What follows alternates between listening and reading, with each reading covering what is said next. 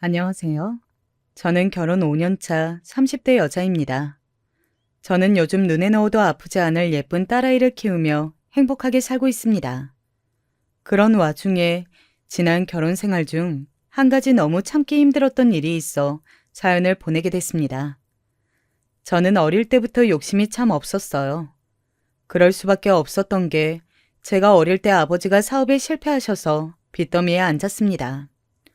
원래도 그렇게 넉넉한 집은 아니었는데 사업 실패로 모든 걸 잃은 내 식구는 화장실도 없는 단칸방에서 살았어요.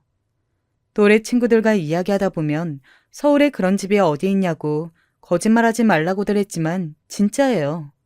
집안에 화장실이 없어서 주방에 딸린 작은 수도로 씻고 나란히 길게 늘어진 집들 사이에 있는 공중 화장실을 썼습니다. 밤이 되면 너무 어두워서 자기 전에 항상 아버지 손을 잡고 화장실에 가는 게 일이었죠. 워낙 가난한 집에서 자라다 보니 저는 의도치 않게 일찍 철이 들었습니다. 아니 어쩌면 다 포기한 건지도 모르겠어요. 원한 게 있어도 어차피 가질 수 없다는 걸 알다 보니 애초에 어떤 것도 갖고 싶지 않다고 생각하는 게 습관이 됐습니다. 언제부턴가는 아예 누가 필요한 게 있냐고 물어도 제가 뭐가 필요한지 잘 모르겠더라고요. 저는 고등학교를 졸업하자마자 간호조무사로 일했어요. 저희 집안은 경제적으로 항상 힘들었기 때문에 가족 모두가 일찍이 돈을 벌어야 했거든요. 제가 고등학교 때까지만 해도 아버지가 공사 현장에서 일하셨는데 그때는 비교적 가정 형편이 괜찮았어요. 저와 동생 둘 다 학원도 다니고 대학도 갈 수 있을 줄 알았거든요. 그런데 아버지께서 허리 디스크가 심해지셔서 결국 일을 그만두셨습니다.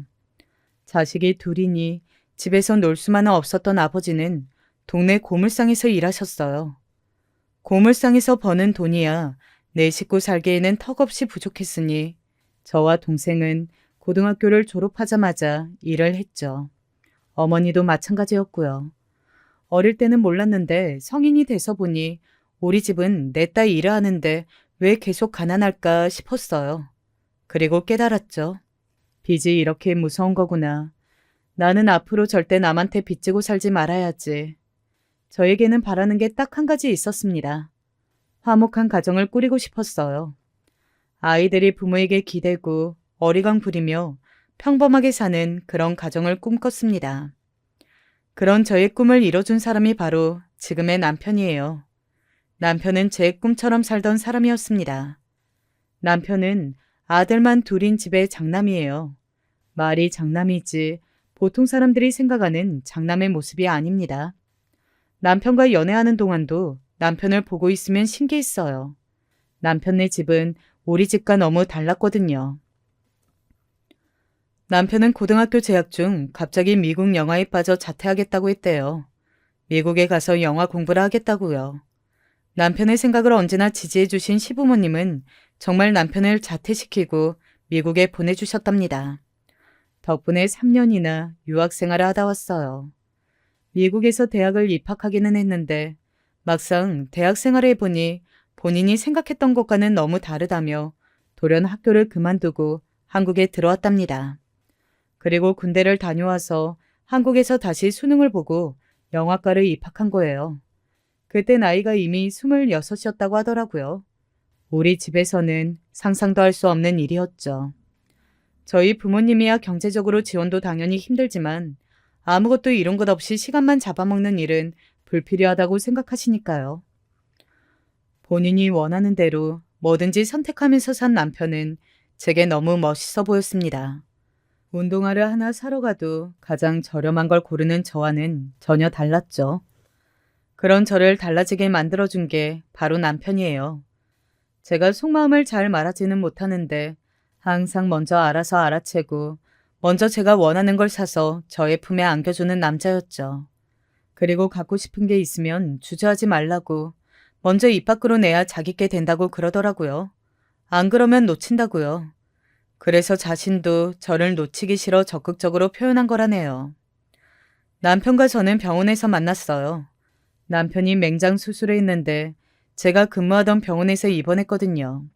남편은 저를 보고 첫눈에 반했다며 태어날 때까지도 제게 연락처를 물어봤습니다. 겉으로 보기에 좀 껄렁해 보였는데 왠지 그 모습이 싫지 않아 저도 연락처를 주고 태어난 이후 따로 만났습니다. 남편은 생각대로 자유로운 사람이었어요. 영화사에서 일하고 출퇴근은 오토바이로 했죠. 오토바이도 몇 천만 원이나 하는 거라더군요. 이렇게 비싼 걸 무슨 돈으로 샀냐고 묻자 아버지가 사주셨대요. 하고 싶은 게 있으면 다 젊을 때 해봐야지. 나이 들면 겁이 많아져서 못한다고요. 저는 시부모님을 직접 만나기 전부터 이미 멋진 분들이구나 라는 생각이 들었습니다. 그런데 역시 제 예상대로 시부모님은 좋은 분들이었어요. 오히려 제 친정 부모님들이 문제였죠. 누가 봐도 저와 남편을 비교했을 때 조건적인 면에서 제가 많이 딸렸어요. 그런데 제가 결혼한다고 했을 때 시부모님은 저를 만나보지도 않고 허락을 하셨지만 친정 부모님은 반대하셨습니다. 반대하시는 이유도 너무 구질구질했어요. 네 아버지 허리 아파서 요즘 고물상 일도 못 나가는 거 몰라? 네 동생도 아직 군대에 있는데 이런 상황에서 너까지 시집 가버리면 우리 집은 어떻게 살라는 거야? 너는 집안의 장녀라는 게 어쩜 그렇게 이기적이니? 너 혼자 잘 먹고 잘 살겠다고 부모 나 몰라라 하고 나가버리겠다는 거야? 말은 바로 해야지. 내가 정말 이기적인 애면 지금까지 버는 족족 한 푼도 남김없이 엄마한테 다 갖다 줬겠어? 자식이 돈 벌면 부모한테 가져다 주는 게 당연한 거지. 너는 그깟 월급 얼마나 된다고 생색이니 생색은. 옛말 틀린 거 하나 없다니까. 원래 자식 새끼 키워봐야 다 남 좋은 일 시키는 거야. 다 자기 혼자 알아서 큰 줄 알지. 저는 부모님이 저런 식으로 말할 줄은 몰랐어요. 물론 우리 집에서 제가 없으면 당장 살기 빡빡하니 좋아하지 않으실 줄은 알았지만 자식이 좋아하는 남자를 만나 결혼한다는데 생계 걱정을 해야 한다는 게 너무 속상했습니다. 당시에 남동생이 군대에 있었고 아버지도 일을 거의 못하셨으니 걱정이 많으셨을 거예요. 제 결혼은커녕 당장 다음날 은행 이자도 없는 상황이었으니까요. 그래서 저도 남편이 결혼하자고 이야기했을 때 몇 번을 거절했습니다. 집안 형편이 제가 결혼할 수 있는 상황이 아니라고요. 그때마다 남편은 저를 이해하지 못했어요. 자신이 원하는 일을 왜 가족 때문에 포기해야 하냐고 생각했으니까요. 그래서 저도 심각하게 남편과 헤어져야 하나까지 고민했었어요. 그런데 제 상황을 알게 되신 시부모님께서 저를 따로 부르셨어요. 그리고 저를 다독여 주셨습니다. 결혼이라는 게 사실 둘 다 안정적일 때 하면 좋겠지만 그런 날이 쉽게 오는 게 아니야. 서로 죽고 못 살 때 그때 해야 앞으로 둘이 힘 합쳐서 힘든 일이 있어도 다 헤쳐나가면서 안정적으로 살 수 있어. 그래, 부족한 부분은 우리가 다 채워줄 테니까 너희는 걱정하지 말고 둘이 화목하게만 살아주면 돼. 저는 그런 말은 태어나서 처음 들어봤어요. 부족한 부분은 다 채워줄 테니 아무 걱정하지 말라는 말이요. 그냥 하시는 말일 수도 있지만 저는 듣는 내내 울컥했어요. 저는 처음으로 욕심이라는 걸 냈습니다. 지금까지도 제가 원하는 게 뭔지도 모르고 부모님을 돕기 위해 하루하루 치열하게 살아왔지만 이제라도 제가 하고 싶은 일을 잃어보기로요. 저는 부모님이 뭐라고 하시든 결혼을 밀어붙였습니다. 남편과 결혼 날짜를 잡고 부모님께 말씀드렸어요. 결혼 비용은 일절 제가 알아서 할 테니 신경 쓰지 마시라고요. 사실 전반적인 비용은 다 시댁에서 도움받았어요. 그런데 부모님께는 구체적으로 말씀드리지 않았습니다. 그냥 저희가 알아서 한다고 했어요. 그러자 부모님은 제가 지금까지 시집가려고 돈을 따로 숨겨뒀구나 라고 생각하시더군요. 이년이 야가 빠져서는 엄마가 뻔히 힘든 거 알면서 네 멋대로 돈 다 빼돌려놨구나. 으이그 음흉스러운 년. 어디 한번 부모 내팽개치고 너 혼자 잘 먹고 잘 사나 보자. 멋대로 상상하시며 사람을 몰아붙이는데 굳이 변명하고 싶지 않았어요. 말할 가치도 없었거든요. 제가 돈을 빼돌린다는 건 현실적으로 아예 불가능하니까요. 아버지가 병원에 갈 때마다 어머니는 제 카드를 가지고 갔어요. 월급의 90%를 다 드리는데도 와중에 남은 돈까지 탈탈 털어가셨죠. 그러다가 한 번은 제 이름으로 대출을 좀 받자고 하셨는데 제가 싫다고 하자 노발대발하셨어요. 저처럼 독한 년은 처음 본다고 막말을 퍼부으시면서요. 어릴 때부터 하도 듣고 자란 말이라 저에게는 별로 타격감이 없었어요. 그리고 저렇게 잘 먹고 잘 살라고 저에게 퍼부어 놓고 결국은 본인이 먼저 연락할 게 뻔해요. 이렇게 말하면 더 독해 보일지 모르겠지만 저는 부모님이 필요한 일이 없어요.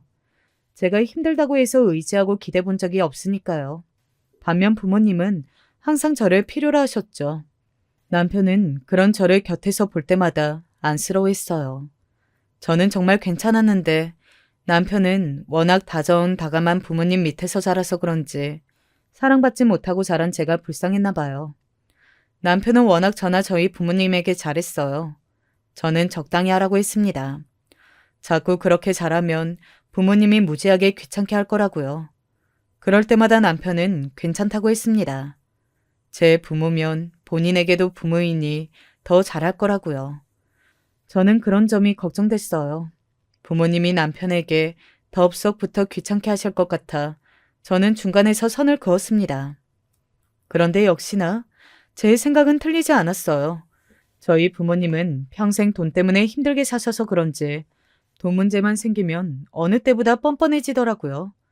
결혼하고 얼마 되지 않아 제가 임신을 했어요. 남편이 임신 축하 선물을 사주겠다고 저를 데리고 백화점에 갔습니다. 제가 그 이야기를 했더니 친정 엄마도 같이 가고 싶다고 하셔서 함께 백화점에 갔어요. 남편이 목걸이를 사주고 싶다고 해서 주얼리 매장에 들어갔는데 생각보다 가격이 너무 비싸더군요. 제가 고르지 못하고 머뭇거리고 있는데 엄마가 더 적극적으로 고르시더라고요. 저는 당연히 제 것을 골라주시는 줄 알았어요. 그런데 알고 보니 본인 걸 고르신 거더라고요. 얘는 남편이 사준다고 고르라는데 왜 이렇게 못 골라? 살 게 이렇게나 많은데. 김서방, 이왕 사는 거 나도 이거 하나 사줄래? 요즘 금값이 계속 오른다는데 나도 우리 사위 덕분에 금테크 좀 해보게. 남편이야 당연히 고르시라고 사드리겠다고 하지만 저는 민망했어요. 딸내미 선물 사러 와서 굳이 본인 것까지 골라야 하나 싶어서요. 그뿐만이 아니에요. 엄마는 남편만 만나면 이것저것 필요하다는 말을 입에 달고 살았습니다. 집에 뭐가 없네, 뭐가 먹고 싶네. 저도 웬만한 거면 당연히 편하게 사드리죠. 근데 말하는 것마다 다 고가의 제품이었어요. 지금까지 우리 집에서는 산 적도 없는 것들이요. 양문형 김치 냉장고부터 해서 건조기 달린 세탁기 등등 대놓고 갖고 싶다고 이야기를 꺼내셨고 같이 밖에서 밥이라도 함께 먹으려고 하면 꼭 랍스타니 스테이크니 하는 것들을 먹고 싶다고 하셨어요. 무슨 날도 아닌데 말이죠. 그러는 것도 한두 번이지 매번 그러다 보니 보다 못한 제가 어머니에게 한 소리 했습니다.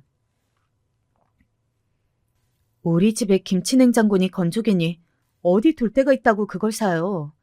지금 있는 것들도 멀쩡하니까 몇 년 더 쓰고 나중에 집에 맞는 걸로 사드릴게요. 그럼 아예 이사 가면 되겠네. 너만 좋은 아파트 살면 엄마한테 미안하지도 않니? 네 부모랑 동생은 아직도 전세를 면하지를 못하고 있는데. 엄마는 듣기 싫은 소리만 하셨어요. 제가 결혼해서 시부모님이 사주신 아파트에 사는 게 부러우신 건지 자꾸만 집 얘기를 하시며 신세한탄하셨죠. 마치 제가 가난한 부모를 버리고 부잣집에 시집간 배응만덕한 딸이 된 것 같았습니다. 그러던 어느 날이었어요. 저희 딸아이 돌잔치 날이었습니다. 저는 아침부터 긴장 상태였어요.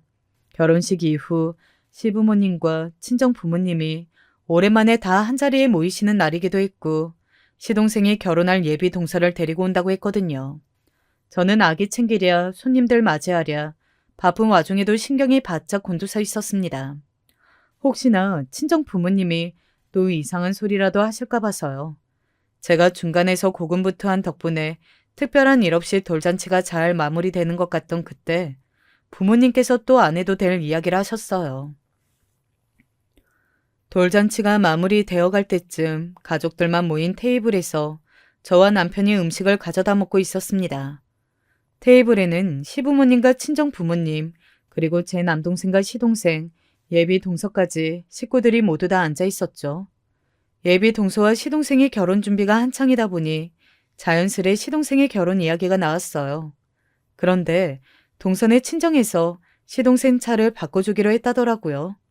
시동생이 살고 있는 집이 30평대의 아파트라 결혼하면서 동서가 들어가 살기로 했는데 친정에서 뭐라도 해주고 싶다면서 차라도 바꿔주고 싶다고 하셨나 봐요. 시동생이 타던 차가 8년 정도 돼서 좀 오래되기도 했었거든요.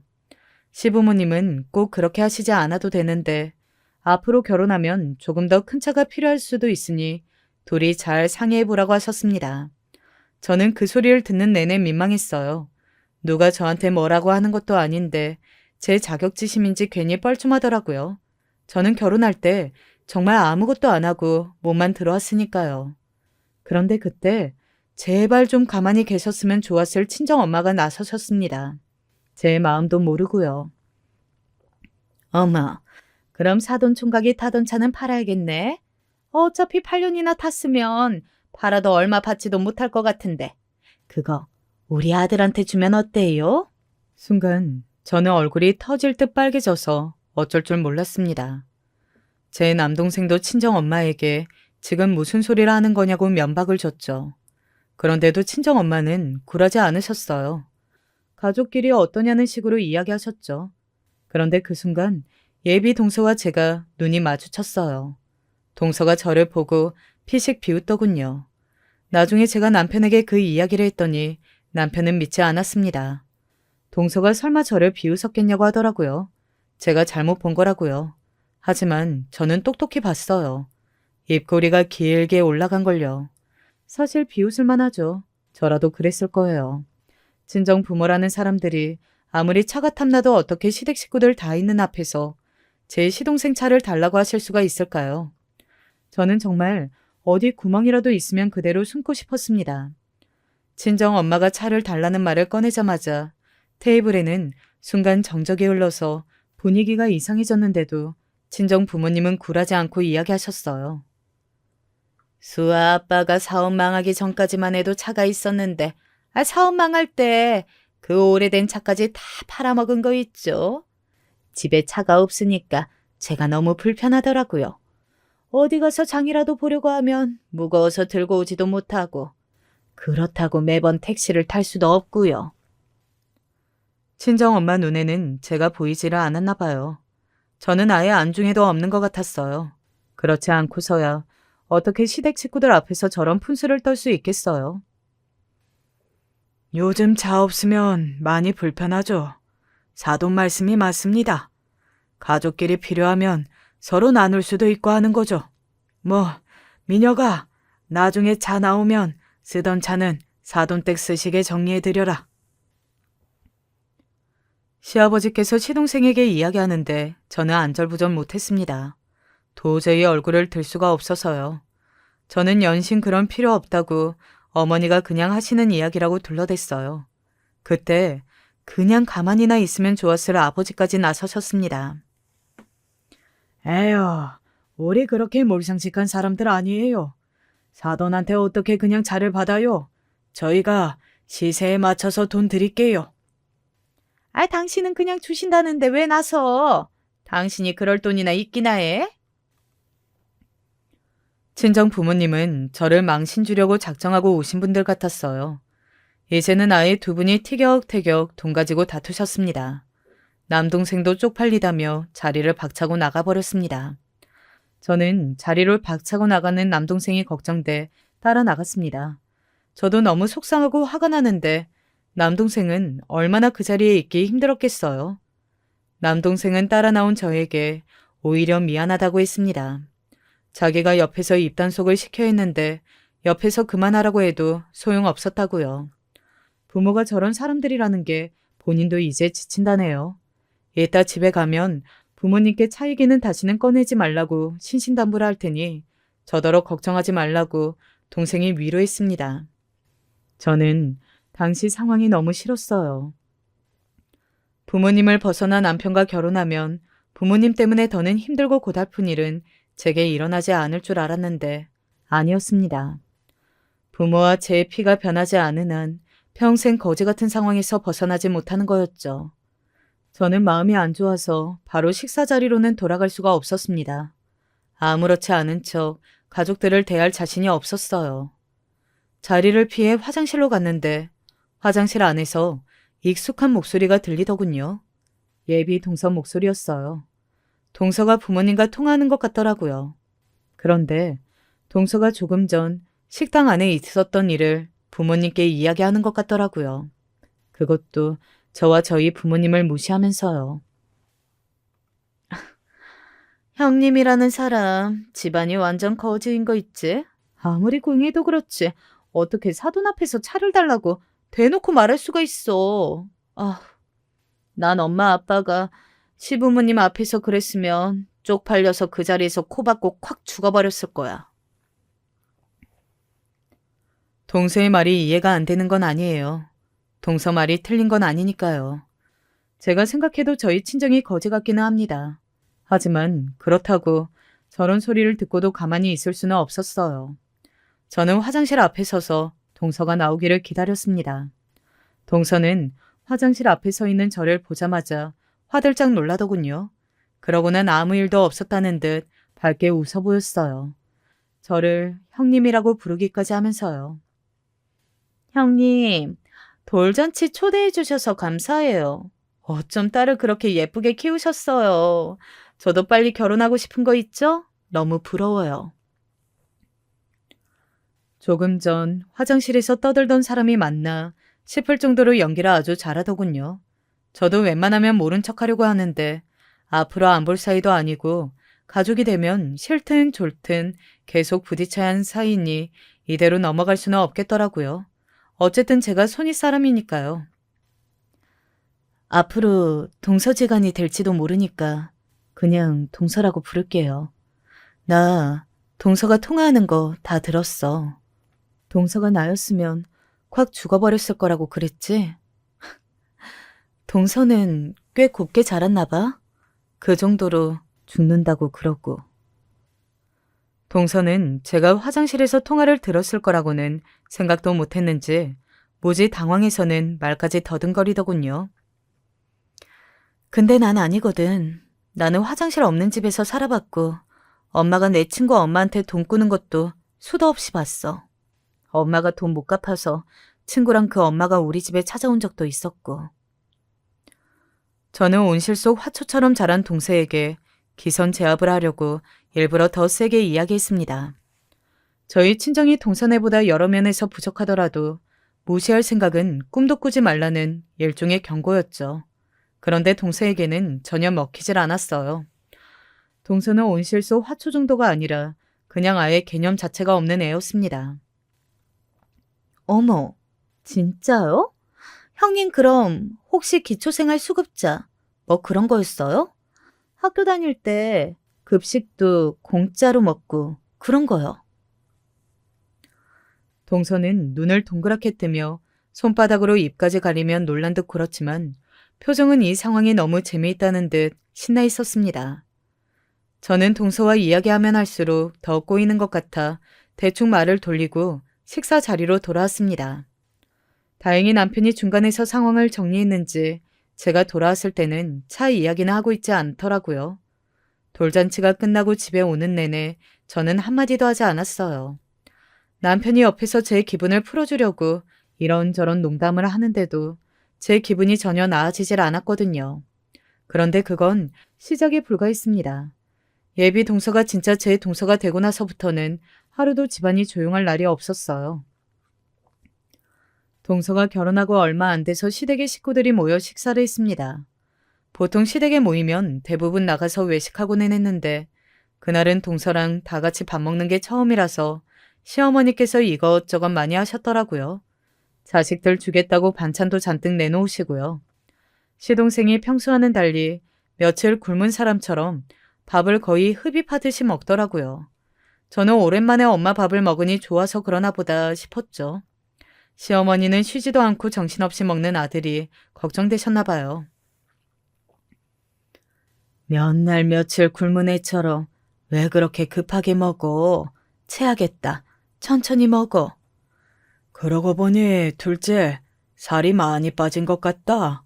요즘 일이 많이 힘드니? 그러고 보니 제가 봐도 시동생이 살이 많이 빠졌더라고요. 그런데 시동생 말이 일 때문이 아니라 퇴근하고 요즘 본인이 집에 와서 살림하고 밥까지 하느라 너무 힘들다네요. 제가 요즘 집에서 이것저것 해보니까 음식하는 게 여간 힘든 게 아니더라고요. 우와, 이거 너무 맛있다. 엄마, 저 반찬 좀 다 싸주세요. 우리 집은 반찬이 귀해. 시동생이 결혼 전에는 집에서 손 하나 까딱 안 했는데 결혼하고 나서는 집안일도 하고 반찬도 하는가 보더라고요. 시아버지는 괜히 놀리는 말로 마누라가 예쁘니까 알아서 다 하는구나 라고 했어요. 시어머니도 신기하셨고요. 그런데 그냥 가만히 있으면 넘어갈 일이었는데 동서는 굳이 또 안 해도 될 말을 하더라고요. 제가 지금까지 살면서 설거지도 한번 안 해봤었거든요. 그런데 제가 밥을 어떻게 차리겠어요? 민혁 씨가 어머니 닮아서 그런지 손맛이 은근 있더라고요. 동서는 제가 생각한 것보다 훨씬 공주더라고요. 아무리 귀하게 자랐어도 그렇지 30이 넘은 여자가 설거지도 한번 안 해봤다네요. 더군다나 그걸 자랑처럼 이야기하더라고요. 뭐 그럴 수는 있습니다. 부모님과 같이 살면서 매일 바쁘게 일하다 보면 집안일에 소홀할 수 있죠. 하지만 아무리 그래도 그렇지 이제 결혼도 했는데 굳이 시부모님 앞에서 본인은 손 하나 까딱 안 하고 남편이 해주는 밥만 얻어먹는다고 대놓고 말하는 게 제가 보기에는 신기하기만 했습니다. 우리 민혁이가 퇴근하고 와서 힘들게 밥 차리면 세아가 네가 집안일은 알아서 해야지. 집안일은 굳이 안 해봐도 다 할 수 있는 거잖아. 며느리한테 절대 잔소리라고는 할 줄 모르는 저희 시어머니께서 듣다 보니 마음에 걸리셨는지 한 소리 하시더군요. 그럼 뭐 하겠어요. 동서는 워낙 곱게만 자라 그런지 눈치도 없었습니다. 집안일이든 음식이든 그냥 잘하는 사람이 하면 되는 거 아니냐고 하더군요. 겪어보니 동서는 원래가 좀 문제가 있는 사람이었습니다. 자신보다 조금만 만만해 보이면 곧바로 사람을 무시하는 게 몸에 밴 사람이더라고요. 어느 날이었습니다. 뜬금없이 동서한테 연락이 왔어요. 저는 웬일인가 싶었죠. 그런데 동서가 다짜고짜 저한테 도와달라고 하더라고요. 집들이 하려고 집에 친구들을 불렀는데 뭘 해야 할지 모르겠다고요. 그러면서 한다는 소리가 저더러 좀 와서 도와달랍니다. 저는 의외였어요. 워낙 잘난 척이 심하길래 평생 저한테 뭘 도와달라는 말을 할 줄은 몰랐거든요. 그런데 막상 가서 보니 이건 도와달라는 게 아니고 저를 부려먹으려고 한 거였어요. 원래 시동생이 음식 준비를 한다고 동서가 자기 친구들을 잔뜩 불러놨는데 시동생 회사에서 갑자기 며칠 집안 출장에 잡혀버렸대요. 친구들 스케줄 맞춰서 약속 잡느라 엄청 힘들었는데 갑자기 회사에서 출장 잡혔다고 가버린 거 있죠? 이래서 회사는 대기업에 다녀야 하는 건데 코딱지만한 회사 다니니까 매일 이렇게 일이 꼬이지. 저는 저번 일도 그렇고 동서가 자꾸만 시동생을 무시하는 말을 쉽게 하는 게 마음에 걸렸어요. 저희 시댁은 아들들에게 공부를 잘해야 한다. 좋은 회사에 들어가야 성공하는 거다. 라는 식으로 가르치는 집안이 아니에요. 무조건 본인이 하고 싶고 행복해지는 일을 해야 한다고 하시는 분들이었죠. 그래서 경제적으로 힘든 부분이 생기면 언제든지 부모님이 도와주시기도 하세요. 저는 그런 점이 너무 대단하다고 생각하는데 동서는 그런 부분을 은근 이용하는 것 같더라고요. 시동생이 뮤지컬이나 공연을 기획하는 회사에 다니는데 회사가 큰 회사가 아니라서 월급이 많지 않은 건 저도 알고 있어요. 하지만 시동생은 자신이 좋아하는 공연을 유치하고 새로운 공연들을 제작할 수 있어서 항상 뿌듯해하거든요. 그래서 시동생이 뭔가 새로 일을 기획할 때 자본이 많이 들면 시부모님이 투자를 해주시기도 해요. 결혼할 때도 동서가 하고 싶다는 건 남부럽지 않게 다 해주셨고요. 그래도 자기가 하고 싶은 일 잘 해내는 게 얼마나 멋있어. 나는 서방님이 공연 초대해 줄 때마다 너무 고맙던데. 형님이야, 그런 게 익숙하겠지만 저는 안 그래요. 공연 기획한다길래 남자가 좀 배포가 있는 줄 알았더니만 영 욕심이 없더라고요. 어머님, 아버님도 돈 되는 일을 하라고 밀어주셔야지. 매일 돈도 안 되는 일 하는데 아무 말씀도 안 하시고 말하는 족족 다 투자해 주시니 민혁 씨가 사회에서 성공을 못하는 거잖아요. 이야기하면 할수록 동서와 시동생이 어떻게 만나 결혼했나 싶더라고요. 도대체 동서에 뭘 보고 결혼한 건지 모를 정도로 개념이 없어 보였어요. 그런데 그건 약과에 불과했습니다. 동서 친구들이 오고 나니 동서의 진짜 모습을 훤하게 알겠더라고요. 동서는 말이 좋아 엠지지 저희 말로 하자면 그냥 된장녀였어요. 친구들도 똑같더라고요. 만나자마자 남자친구한테 얼마짜리 가방을 선물 받았다는 둥, 남편이 골프 회원권을 끊어줬다는 둥, 저와는 전혀 다른 세계의 말을 하더군요. 그 와중에 동서는 제가 주방에서 듣고 있는데도 헛소리를 마구 해대더군요. 남자가 돈 잘 벌면 뭐해. 집에 와서 큰 소리나 치고 생색이나 내지. 나처럼 시댁이 돈 많고 남편은 음식 잘하고 말 잘 듣는 게 최고야. 나 봐봐. 집에서 손 하나 까떡 안 하잖아? 동서의 속마음을 이런 식으로 듣게 될 줄은 몰랐네요. 저는 순간 만들던 음식도 다 버려버리고 당장 동서네 집에서 나가고 싶었어요. 그런데 그때 미리 거실에 차려놓은 음식들을 보더니만 동서 친구들이 한마디씩 했어요. 기껏 몇 시간 고생해서 차려놓은 음식을 보고는 파티라고 하지 않았냐로 시작해서 무슨 부장님들 회식 자리에 온 줄 알았다고 비아냥거리더군요. 순간 저도 모르게 욱해서 거실로 나가려고 하는데 동서의 반응이 더 어이가 없었습니다. 오늘 온 아줌마가 영 말귀를 못 알아듣네.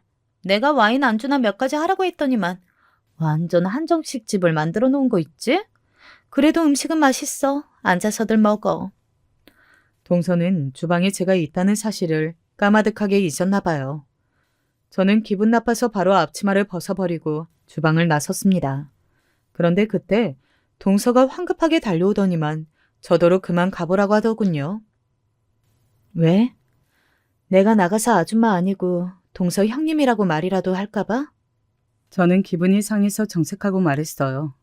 저는 제가 그렇게 이야기하면 동서가 당연히 미안해할 줄 알았죠. 그런데 자기가 친구들 앞에서 말한 걸 제가 들은 게 아예 잘됐다 싶었는지 이제는 대놓고 이야기하더군요. 어머니한테 부탁하려다가 그나마 형님이 젊으니까 요즘 스타일로 잘 해주실 줄 알고 부른 건데 이건 뭐 생일잔치가 따로 없네요. 저야 괜히 형님이 쪽팔릴까 봐 그렇게 둘러댄 건데 기분 나쁘셨으면 죄송해요. 나가서 저희 형님이라고 소개라도 해드려요? 저게 죄송하다는 사람 태도인가요? 저는 어이가 없어서 말문이 턱하고 막혔습니다. 동서는 자신이 뭘 잘못하고 있는지조차 모르는 것 같았어요. 저는 동서 친구들까지 있는데 거기서 무슨 말을 하나 싶어 그냥 돌아왔습니다. 답답하지만 어쩌겠어요. 동서는 자신이 워낙 솔직한 성격이라 속을 못 숨긴다는데요. 그런데 어리석은 건 어쩌면 저인지도 모르겠어요. 집들이 날 그렇게 당하고도 저는 또 동서에게 노란하고 말았어요. 그날은 설날 명절날이었습니다. 저는 원래 명절을 싫어해요. 어릴 때부터 할머니 댁이나 큰 집에 가면 한 번도 좋았던 적이 없거든요. 갈 때마다 아버지와 다른 형제분들이 그렇게 싸움을 하셨어요. 대부분 돈 문제였죠. 할아버지 재산이 어떻고 장남이 어떻고 하면서 바람잘 날이 없었습니다. 저는 그게 너무 싫어서 나중에는 명절날 아예 가고 싶지도 않았어요. 그러다 보니 언제나 화목한 가정만을 꿈꿨던 거죠. 가족끼리 서로 헐뜯지 않고 언제나 서로를 위하고 배려하는 그런 가정이요.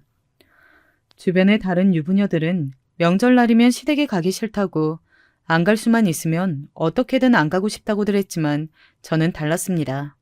저는 친정보다 시댁이 더 좋았어요.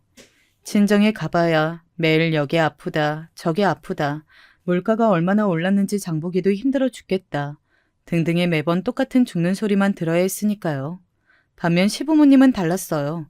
제사도 없고 형제분들도 많지 않아서 항상 가까운 곳으로 여행을 가거나 외식을 하고 일찍이 각자 집에 돌아가서 편하게 쉬고는 했어요. 저는 제가 생각해도 너무 좋은 시댁에 시집온 것 같다고 생각했습니다. 그런데 동서가 모든 걸 망쳤습니다. 동서가 들어오고 나서부터 명절이 짜증났어요. 평소에도 만나기만 하면 제 심기를 건드렸는데 명절 때는 하루 종일 붙어 있어야 하니 더 싫더군요. 동서가 어느 정도로 또래아이냐면요. 한 번은 이런 적이 있었어요. 명절 전에 시부모님께서 해외여행을 가셨는데 그곳 날씨가 안 좋아서 비행기가 연착됐어요. 그래서 원래 오시기로 하신 명절날 못 오셨습니다. 다음날 새벽이나 돼야 한국에 들어오신다고 하더라고요. 그래서 그의 명절은 그냥 넘어가는 분위기였죠. 그런데 동서가 말도 안 되는 소리를 했어요. 동선의 친정도 명절 음식을 안 한다면서 이번엔 꼭 명절 음식을 먹고 싶다는 겁니다. 당시에 동서가 임신해서 입덧이 심해 음식을 제대로 못 먹고 있었거든요. 시부모님도 해외에 계셔서 명절에 오지 말라고까지 하는데 굳이 명절 음식이 먹고 싶다는 건 무슨 심보인지 모르겠더군요. 저는 애써 모른 척하고 있었어요. 귀하디 귀한 공주님, 친정에서 어련히 알아서 해주겠나 싶어서요. 그런데 저희 남편이 평소답지 않게 굳이 오지랖을 부렸습니다. 우리가 동서에게 해주자는 거예요. 저는 당연히 절대 해주고 싶지 않았습니다. 동서가 뭐가 예쁘다고 제가 음식을 해주고 싶겠어요. 하지만 남편도 시부모님도 임신한 동서가 먹고 싶은 걸 못 먹는다는 걸 무척이나 안쓰러워하더라고요. 할 수 없이 제가 준비하기로 했습니다. 어쩌겠어요. 입덧 때문에 살이 5kg나 빠진 상황에 명절 음식이 너무 먹고 싶다고 하는데요. 저와 남편은 명절 며칠 전부터 장을 봐서 음식 준비를 했습니다. 임신 초기라 입덧이 심하다는 동서를 일찍부터 오게 할 필요가 없으니 천천히 오라고 했습니다. 저와 남편이 그냥 알아서 준비하기로 했어요. 저는 준비하는 내내 순간순간 화가 치밀었습니다. 물론 임신한 동서가 먹고 싶다는데 해줄 수도 있죠. 그런데 그거야 서로 사이가 좋을 때나 이야기지. 동서라면 꼴도 보기 싫은데 저런 식으로 상전 노릇까지 하려고 하니 제 입장에는 아주 밉상이 따로 없더라고요. 어린 딸아이까지 돌보면서 오랜만에 명절 음식을 하려니 생각보다 힘들었습니다. 동서는 먹고 싶은 게 어찌나 많던지 꼬치 전에 산전에 잡채 소갈비찜까지 많이도 말했더라고요. 시어머니도 안 시키는 걸 동서 때문에 하게 생겼으니 시집살이가 따로 없었습니다. 남편과 음식 준비를 하고 있는데 시동생에게 전화가 왔더라고요. 동서가 입덧이 너무 심해서 조금 쉬었다가 저녁에나 온다고요. 그때까지만 해도 그럴 수 있다고 생각했어요. 입덧이 얼마나 힘든 건지는 저도 잘 아니까요. 그런데 그 와중에 동서가 또 쓸데없는 소리를 했더군요. 전에 시댁에서 제가 만든 만두로 만둣국을 해준 적이 있었어요. 그런데 갑자기 그 만두가 먹고 싶다는 겁니다. 저는 명절 음식도 잔뜩 해놨으니 오늘은 그걸로도 충분하다고 지금 와서 무슨 만두 이야기를 하느냐고 투덜거렸습니다. 그런데 동서 말이 그 만두 하나면 입덧이 끝날 것 같다고 말하더군요. 그 소리를 듣고 어떻게 가만히 있을 수가 있겠어요. 저는 쌍욕을 하면서도 만두피를 사다가 10개 정도만 급하게 만들었어요. 이왕 음식 준비하는 거 아주 상다리 휘어지게 해줘보자 싶었습니다. 고생스럽기야 했지만 그래도 이 정도로 해줬으니 앞으로는 미안해서라도 제게 헛소리나 하지 않겠지 싶었어요. 그런데 동서는 저와 정말 맞지 않았습니다. 안 맞은 정도가 아니라 원수도 이런 원수가 없었어요. 먹고 싶다고 할 때는 언제고 제가 차려놓은 상을 보더니 미간을 잔뜩 구기더라고요. 그러더니 한다는 소리가 너무 재수없었습니다. 어떻게 저 때문에 너무 고생하셨는데 하루 종일 음식을 하셔서 그런가? 집에서 음식 냄새가 너무 나서 도저히 못 먹겠어요. 환기 좀 하시지 그랬어요. 저는 순간 저도 모르게 그걸 말이라고 하냐고 소리칠 뻔했습니다. 그런데 그 와중에 남편과 시동생은 창문을 열고 환기를 시키더라고요. 저는 너무 화가 나서 그 모습까지 다 꼴보기 싫었습니다. 동서, 아무리 그래도 사람 성의가 있는데 조금이라도 먹어봐. 아니면 만두 찌고 있으니까 그거부터 먹을래? 저는 애써 화를 삭히고 참고 이야기했습니다. 그래도 동서는 제 말에 애써 고개를 끄덕거리더니 앉아서 금방 찐만두를 5개나 뚝딱 먹더라고요. 저는 그래도 먹고 싶다고 한 게 거짓말은 아니었나 보다 싶었죠. 저는 동서가 잘 먹는 게 기특해서 남은 만두를 집에 가져가서 먹으라고 싸주겠다고 했습니다. 그런데 동서가 손까지 휘두르더니 됐다고 거절을 하더라고요. 아니에요. 싸지 마세요. 저 사실 억지로 먹은 거예요. 막상 먹어보니까 그때 그 맛이 아닌 것 같아요. 형님, 혹시 이거 만두피 사다 가신 거예요? 저번에 해주신 건 피까지 다 만들어서 하셨잖아요. 그게 훨씬 맛있었는데 이건 영 밀가루 냄새 나서 못 먹겠네요. 저는 순간 너무 열이 받아서 남은 만두를 동서 면상에 다 던져버릴 뻔했습니다. 여러분들이 들으시기에는 어떠세요? 동서가 저를 놀리려고 한 짓으로 보이지 않으시나요? 저는 아무리 생각해도 동서가 저를 엿먹이라고 한 행동으로밖에는 생각할 수가 없었어요. 저는 결국 참던 분노가 빵 터져버리고 말았습니다. 동서, 지금 뭐 하는 짓이야? 사람 가지고 노는 거야, 뭐야? 우리가 이거 준비하느라 몇 시간을 고생했는 줄 알아? 입덧이 아무리 심해도 그렇지. 여기가 식당도 아니고 먼저 고맙다는 말이 우선 아니야? 저는 자리에서 벌떡 일어나 고래고래 소리를 질렀습니다. 그러자 동서도 지지 않고 자리에서 일어나 젖바나장으로 제게 성질을 내더군요. 그것 좀 했다고 지금 생색내시는 거예요? 형님은 가만 보면 양심이 참 없으세요. 형님 주제에 넘치게 편한 시댁에 시집와서 지금까지 편하게 하셨으면 이 정도는 할 수도 있죠 뭐. 사실 형님 수준에 맞는 시댁 며느리로 갔으면 이 정도 음식하고 고생하는 건 당연한 거 아니에요? 뭐야? 동서 지금 말 다 했어? 내 수준에 맞는 시댁이라니. 내 수준이 뭐가 어떻다는 거야? 형님 고졸인데다가 완전 가난뱅이 집구석이잖아요. 사실 시집 온 거 자체가 용한 거지. 사람이 가만 보면 염치가 없어. 음식 준비한 게 그렇게 억울하면 음식값 주면 될 거 아니에요. 자요, 받아요. 동서는 정말 저와 해보겠다는 건지 싸가지 없는 소리를 멋대로 짓거리며 지갑에서 꺼낸 5만 원권 2장을 제게 던졌어요. 저는 순간 눈이 돌아 동서에게 달려들 뻔했습니다. 남편이 저를 말리지 않았으면 저는 그대로 동서 머리끄댕이를 잡았을 거예요. 시동생은 형수에게 사과하라며 동서에게 소리쳤지만 소용없었습니다. 동서는 누구의 눈치도 보는 사람이 아니었어요. 세상에 무서울 게 없는 재수 없는 년이었죠. 저는 그날 다짐했습니다. 다시는 동서와 상종 안 하겠다고요. 제가 동서를 생각하는 것만으로도 자꾸만 성을 내자 남편이 저까지 왜 그러냐고 하더라고요. 애까지 있는 자리에서 임신한 재수 씨랑 싸우면 어떡해? 더군다나 당신이 손윗사람인데 그렇게 똑같이 굴면 되겠어? 손윗사람은 무슨 손윗사람? 동서 아까 나한테 하는 거 못 봤어? 그게 손윗사람한테 한 말이야?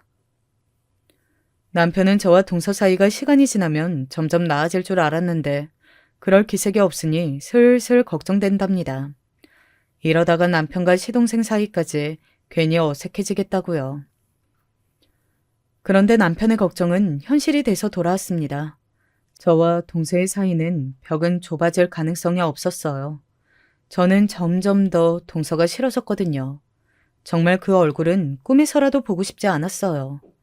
하지만 가족이라는 게 싫다고 어디 끊어지는 건가요? 더군다나 동서지간이다 보니 보기 싫어도 저희 의지대로 안 보고 살 수는 없었죠. 동서가 아이를 낳았어요. 남편은 하루 시간 내서 동서와 조카를 보러 가는 게 당연한 도리라고 했지만 저는 동서 얼굴을 보고 싶지 않아 고민했습니다. 저는 남편에게 가고 싶지 않다고 말은 했지만 그래도 하나밖에 없는 조카가 태어난 건데 윗사람으로서 축하해주는 게 옳은 거라는 생각이 자꾸만 저를 괴롭혔어요. 이게 문제입니다. 동서는 자신이 무슨 짓을 해도 미안할 줄은 모르는데 저는 별거 아닌 일에도 도리부터 따지고 있으니까요. 저는 결국 동서가 미운 마음은 잠시 접어두고 동서를 보러 가기로 했습니다. 남편, 딸아이와 함께 주말에 동서와 조카를 만나러 갔어요. 빈손으로 갈 수 없으니 아기 옷과 과일을 박스로 사서 갔습니다. 제가 뭐래도 꼬투리를 잡는 동서이니 옷 하나, 과일 하나 사는데도 고르느라 너무 힘들었어요. 역시나 동서는 저희가 왔는데도 별로 달가워하지 않은 표정이었어요. 그 표정을 보고 나니 저도 도저히 동서에게 고생했다는 말이 나오질 않았어요. 저는 애써 허공을 바라보며 대충 고생했다고 인사를 했습니다. 여전히 동서는 예쁜 구석이라고는 없었어요. 제가 사온 조카 옷이랑 과일을 보더니 시큰둥한 표정으로 또 한 소리 하더군요. 형님, 저 옷에 굉장히 예민한 거 아시면서 굳이 옷을 사왔어요? 죄송하지만 우리 애는 이런 마트 브랜드 거나 안 입힐 거니까 그냥 가져가세요. 마음만 받을게요. 동서야말로 나 이렇게 건방지게 구는 거에 예민한 거 몰라? 동서는 어떻게 된 게 애를 낳고도 아직도 철딱서니가 없어? 손윗 사람이 기껏 생각해서 사왔으면 뭐가 됐든 고맙다고 하고 받으면 될걸. 뭐가 그렇게 말이 많아. 여보, 재수씨 안 그래도 출산한 지 얼마 안 돼서 힘들 텐데 당신까지 왜 예민하게 굴어. 재수씨 이거 마음에 안 들면 내가 바꿔다 줄게요. 신경 쓰지 말고 쉬어요. 오늘은 나랑 민혁이가 맛있는 거 해줄 테니까 여성분들은 다들 쉬고 계세요. 남편은 저와 동서가 자꾸만 사이가 틀어지는 게 걱정된다고 하더니만 결국은 아예 동서 편을 들더군요. 저는 동서도 동서였지만 남편에게 기분이 상해 더 말도 하고 싶지 않았습니다. 아무래도 저와 동서의 어색한 분위기가 남편과 시동생은 신경이 쓰였는지 분위기를 풀어보려고 무단히도 노력했습니다. 그러다가 시동생이 집에 대접할 게 아무것도 없다면서 남편을 데리고 집 앞에 장을 보러 갔어요. 남편과 시동생이 나가고 나니 집안은 고요했습니다. 저는 동서를 마주하는 게 불편해서 애써 조카에게만 시선을 고정했습니다. 동서는 미워도 조카는 예쁘더라고요. 저희 딸아이도 자신보다 어린 아기를 보는 게 처음이라 신기한지 이제 태어난 지 얼마 되지 않아 꼬물거리는 조카에게 눈을 떼지를 못하더라고요. 그런데 결국은 또 터질 게 터지고 말았습니다. 제 딸아이가 조카가 예뻐서 조심스레 아이 이마를 만졌는데 동서가 갑자기 제 딸아이의 손등을 찰싹 때리더라고요. 그러면서 어린애한테 한다는 소리가 가관이었습니다. 어머, 네 손에 더러운 세균이 덕지덕지 붙었는데 어디서 그 더러운 손을 갖다 대니?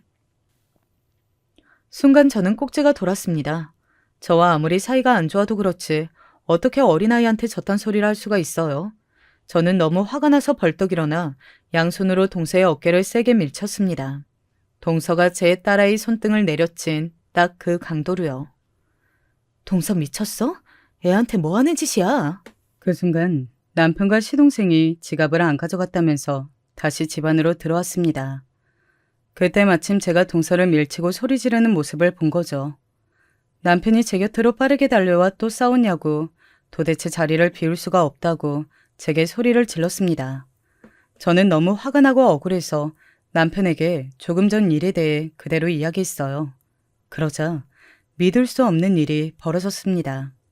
남편이 눈을 크게 뜨더니 동서에게 다가갔습니다. 무서운 얼굴로 동서를 뚫어지게 바라보더니만 한다는 소리가 의아했어요. 민혁아, 더는 안 되겠다. 재수씨 하는지 도저히 봐줄 수가 없어. 남편은 말을 끝내자마자 동서의 뺨을 세게 날렸어요. 순간 동서가 소리를 지르며 남편에게 울부짖었습니다. 뭐 하는 짓이냐고요. 그러고는 시동생에게 달려가 소리를 질렀습니다. 너 지금 뭐 하고 있어? 내가 네 형한테 맞았는데 가만히 있는 거야? 너도 지금 당장 가서 저 여자 면상을 갈겨야지. 네가 이러고도 내 남편이야? 그래, 나도 더는 네 남편 못 해먹겠다. 내가 너 좋아서 지금까지 참고 산 줄 알아? 내 새끼가 네 뱃속에 있으니까 참았지. 나도 더는 너 같은 여자랑 질려서 못 살아. 우리 이혼해. 이게 다 무슨 일인가 싶어 저는 남편 얼굴만 바라봤습니다. 그러자 남편이 제게 와서 저와 딸아이를 꼭 안아주며 미안하다고 했어요. 자신도 어쩔 수 없었다고요. 알고 보니 시동생이 결혼한 지 얼마 안 돼서 동서와 이혼하려고 했답니다. 동서가 워낙 곱게 자라 원래 자기 중심적이라는 걸 알고 있었지만 이 정도일 줄은 몰랐대요. 동서가 시동생 친구들이나 직장 사람들과의 부부 동반 모임에서도 실수를 한 게 한두 번이 아니었나 보더군요. 역시 안에서 새는 바가지, 밖에서도 똑같았던 거죠. 그래서 시동생이 실망한 게 한두 번이 아니랍니다. 둘이 같은 일로 반복적으로 싸우다 결국 시동생이 동서에게 이혼하자고 했는데 하필 그때 조카가 생긴 거예요. 시동생은 아이까지 생긴 마당에 이혼할 수는 없으니 한 번 더 참아보기로 한 겁니다. 그 사실을 남편도 알고 있었던 거예요. 남편은 어떻게든 시동생의 이혼을 막기 위해 옆에서 도와주려고 했다네요. 동서도 아이를 낳으면 변할 거라고 기대하면서요. 하지만 결국 그날 또 일이 터진 거죠. 그 일로 저희 시댁은 한동안 시끄러웠습니다. 시동생은 마음을 아예 굳혔어요. 아이의 친모라는 사실도 중요하긴 하지만 저 정도로 사리분별을 못하는 사람은 엄마로서 자격이 없다고요. 시동생은 동서와 이혼했습니다. 그리고 아직도 소송 중이에요. 동서와 양육권을 가지고 싸우고 있거든요. 저와 남편은 평소 동서의 행동에 대한 내용을 정리해 법원에도 제출했어요. 그게 도움이 될지는 모르겠지만 시동생이 꼭 양육권을 가지고 오기를 바랄 뿐입니다. 시동생과 동서 일로 시부모님도 너무 속상해하시지만 저는 잘된 일이라고 생각해요. 제가 동서를 싫어하기도 하지만 제 경험상 한 가정을 이끄는 부모의 역할이라는 게 굉장히 중요하거든요. 저희 친정 부모님만 봐도 그렇고요. 기본 개념 없고 도리도 모르면서 자기만 아는 이기적인 부모 밑에서 아이는 잘 자랄 수가 없어요. 저는 제 꿈에 한 발 더 가까워지기 위해 최근에 문화센터에서 하는 부모 교육 프로그램을 받으러 다니고 있어요. 제 딸아이에게 부끄럽지 않은 좋은 엄마가 되고 싶어서요. 저는 동서를 대하면서 다시 한번 화목한 가정에 대해 깊이 생각하고 반성하는 시간을 가졌습니다. 지금까지 저의 긴 이야기 끝까지 들어주셔서 감사합니다. 여러분의 가정에도 항상 화목한 일들만 가득하시길 바랄게요. 안녕하세요. 저는 40대 남성입니다. 사연 유튜브 항상 재미있게 듣고 있는데요. 제 사연도 한번 소개해보면 어떨까 싶어 써봅니다. 저는 20대 중반에 결혼했습니다. 아내 되는 사람은 제가 대학 시절 사귀었던 사람으로 군대를 다녀오는 동안에도 고무신을 거꾸로 신지 않고 기다려주는 순정파였죠.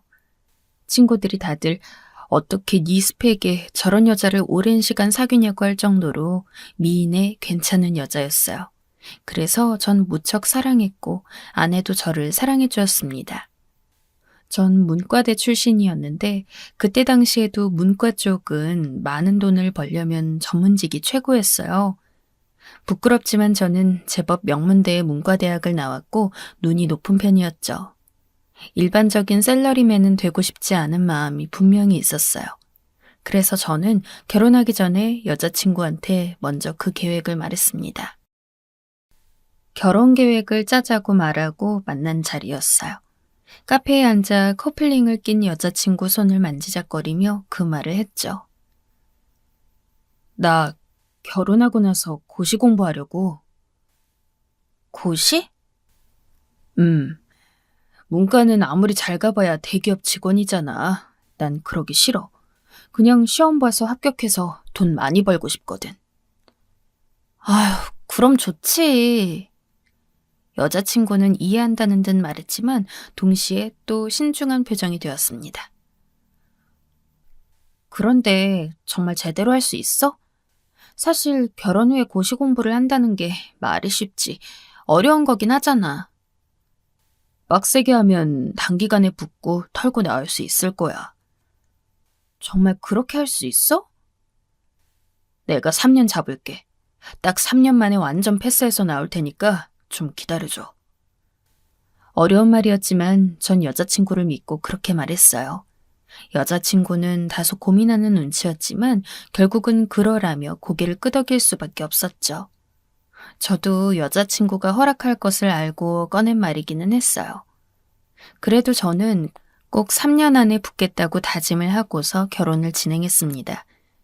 여자친구는 워낙 좋은 사람이었고 저희 부모님도 무척 예뻐하셨어요.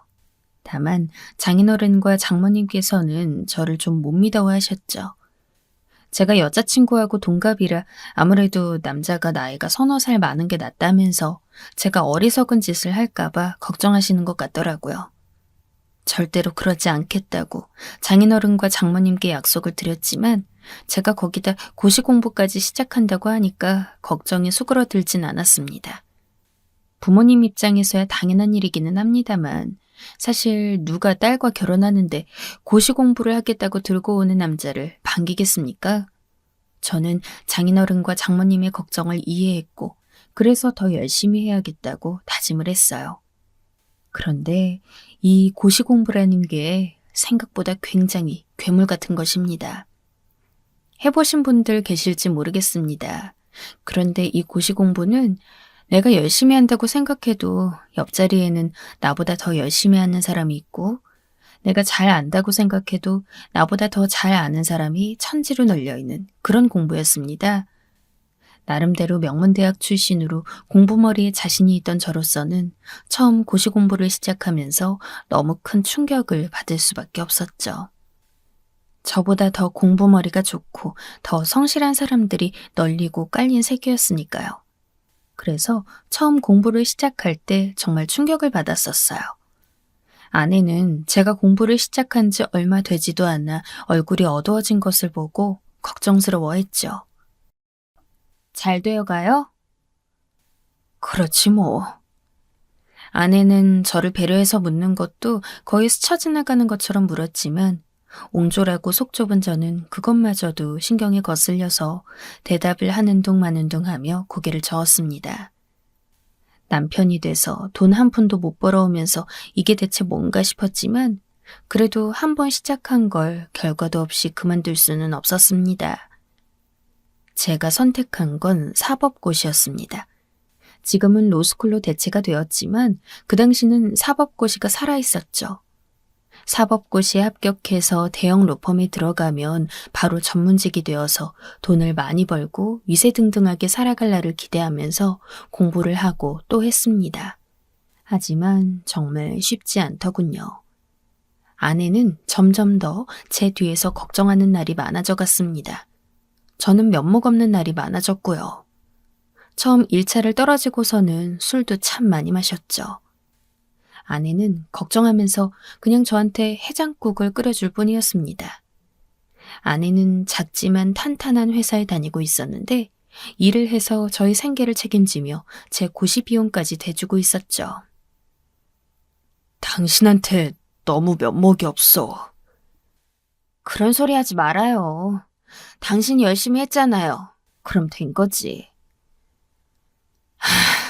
어떻게 1차에서 떨어지지? 어떻게?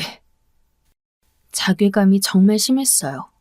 아내는 괜찮다고 연신 제 등을 쓸어주었지만 자존심이 완전히 박살이 났습니다.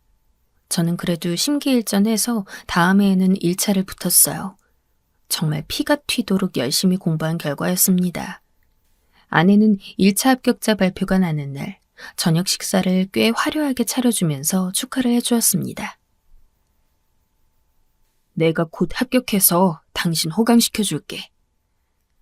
아유, 내 생각은 하지 말고 당신 목표 한 바나 이루면 되는 거예요. 그게 내 목표야. 당신 호강시키는 거. 제 목표 중 가장 큰 것이 아내와 더불어 잘 사는 것이었어요. 물론 사회적인 지위, 돈 모두가 목표였지만 가장 큰 것이 아내의 행복이었죠. 미래를 위해 현재 아내의 행복을 갉아먹고 있다는 고민이 들었지만 그렇다고 해서 이제 와서 발을 뺄 수는 없었습니다. 그리고 1차를 합격하고 나니까 2차도 금방 합격할 거라는 자신감이 붙었죠. 그런데 그게 수렁의 시작이었습니다. 저는 죽어라고 공부해도 아무리 해도 2차에 합격할 수가 없었어요. 그 해에는 당연히 실패했습니다. 그리고 그 다음 해에도 실패했죠. 처음에 약속했던 3년은 이미 예전역에 지나가 버렸고 저는 그냥 실패자가 되는 기분에 점점 더 공부도 게을리하게 되었습니다. 아내는 그때부터 저한테 싫은 소리를 하기 시작했어요. 제가 공부도 생활도 게을리하는 게 너무 뚜렷하게 눈에 보였나 봐요. 여보, 제발 좀 공부하세요. 내가 기다려줄 수 있으니까. 난 이제 안 될 것 같아. 안 될 거라고 생각해. 그럼 지금이라도 공부 그만하고 회사로 돌려서 취직해도 되고요. 이제 와서 지금까지 한 공부 전부 무위로 돌리고? 그건 정말 멍청한 짓이죠. 법학 공부를 대체 얼만큼을 했는데요. 그동안 공부한 게 아까워서라도 여기서 털고 나가는 건 못할 짓이었습니다. 그건 저 자신도 잘 알고 있었어요. 고시낭인이라는 게 이런 심리에서 시작하는 것 같습니다. 여태까지 한 공부를 전부 포기하기엔 용기가 없는 거예요. 새로운 시장으로 나서서 완전 신입으로 재시작하는 것도 겁나고요. 아내가 몇 번이나 더 말했지만 전 그냥 고개를 젓고는 잠시만 시간을 더 달라고 했습니다. 그러고서 다시 며칠 공부를 열심히 하는 듯 했지만 당연히 또다시 제자리였죠. 아내가 보기에 얼마나 답답했을까요? 그때부터 아내의 말투가 조금씩 더 세지기 시작했습니다. 당연한 일이었죠. 여보, 이런 식으로 주말에도 계속 자면 어떡해요? 일어나야죠. 뭐, 내가 좀 자겠다는데 나처럼 실패한 인생은 잠도 자면 안 되는 거야? 그런 이야기가 아니잖아요. 대체 왜 이래요? 정신 차려야 할 거 아니에요. 에이, 뭔 소리야. 아침부터 재수없게. 저는 아내에게 더 이상 부드럽게 대할 여유도 사라져가고 있었어요. 고시낭인, 그 슬픈 단어가 절 가리킨다는 사실을 깨닫고 있었거든요. 아내 역시 점점 더 초조해지고 있었던 모양입니다. 당연하겠죠. 어느 날 아내는 저를 붙잡고 거실에 앉혔습니다. 똑바로 보니까 그 곱던 아내 얼굴이 초췌하더군요. 사실 아내를 행복하게 해주고 싶어서 선택했던 길이었는데 이런 꼴이 되어버린 것을 깨달으니 정말 너무 서글펐습니다. 거실은 고요했죠. 우리는 제가 고시에 성공하고 나서 아이를 갖자고 해서 아직 아이도 없었습니다. 저희 둘만 있는 작은 집은 다소 황폐한 느낌이 들 정도였습니다.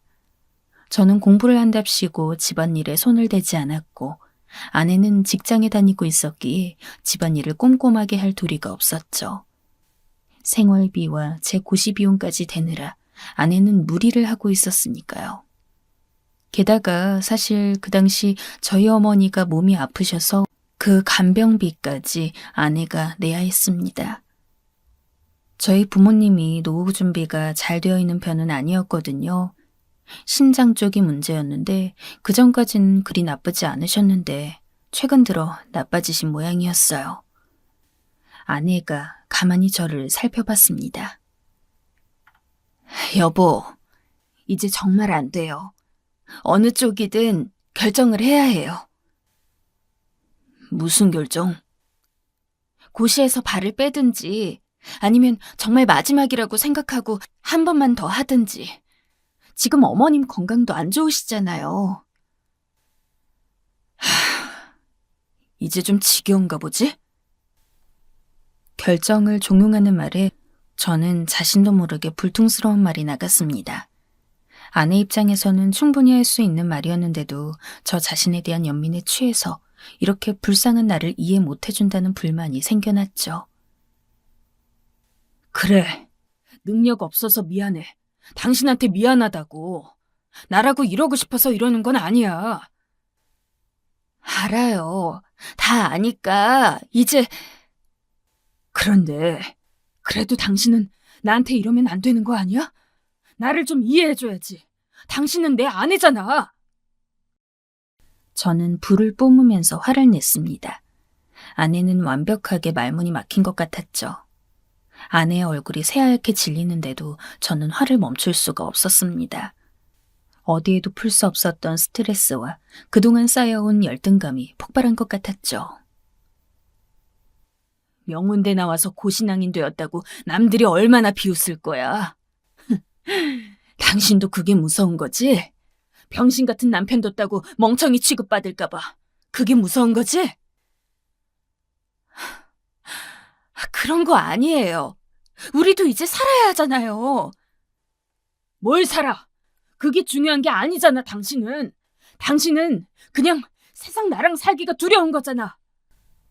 전 소리를 질렀습니다. 이미 제가 고시를 시작한 지 상당히 오래된 시점이었죠. 더 이상 물러날 곳이 없다는 것쯤은 저도 알고 있었습니다. 사실상 이미 실패한 것이나 다름없다는 것도요. 하지만 아내는 그 말을 꺼내지 않았으면 했어요. 아내는 절망적인 얼굴로 저를 쳐다보았습니다.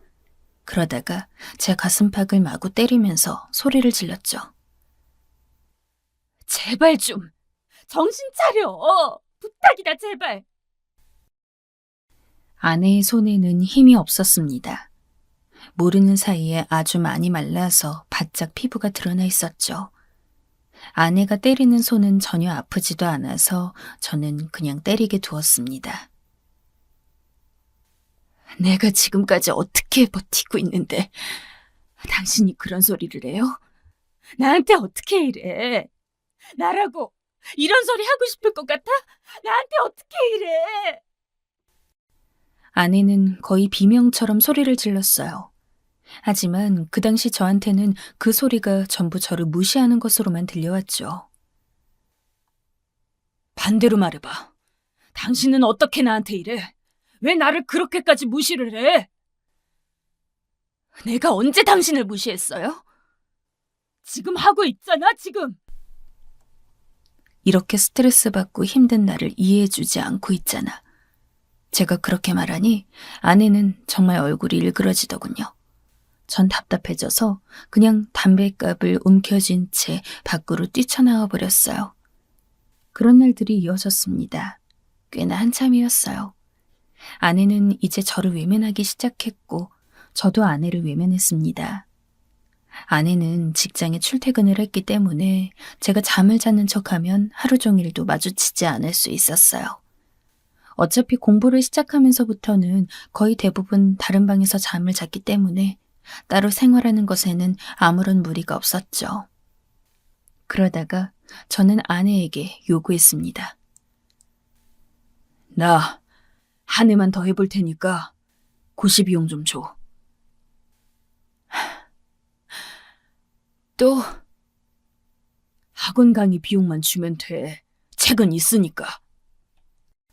고시 강의 듣는 비용이 생각보다 굉장히 비싼 것을 아는 분은 아실 거예요. 아내는 그 말을 듣고 깊이 한숨을 쉬더니 알았다면서 돈을 보내왔습니다. 저는 그 돈을 가지고 현장 강의에 가지 않고 인터넷 강의를 끊어서 보기로 했죠. 아내는 제가 현장 강의에 출석하는 줄 아는 모양이었습니다. 뭐가 되었든 공부를 하면 되는 거니까 상관은 없었죠. 아내는 어느 날 밤에 들어와서 저한테 물어봤습니다. 당신, 어머님 병이 어떻게 되어가고 있는지는 알아? 뭐? 별말 없었잖아. 괜찮으시겠지? 지금 안 좋으셔. 상태 많이 악화되셔서 여러 가지 약도 추가하고 수술도 받으셔야 돼. 그런 소리를 왜 나한테 해? 나 공부해야 하는데 머릿속 산란해지잖아. 저는 제가 자식된 도리로 알아야 한다는 걸 알고 있었지만 도리어 역정을 벌컥 냈어요. 마음을 산란하게 하는 거라면 무조건 싫은 시기였거든요. 아내는 정말 힘든 얼굴이 되었습니다.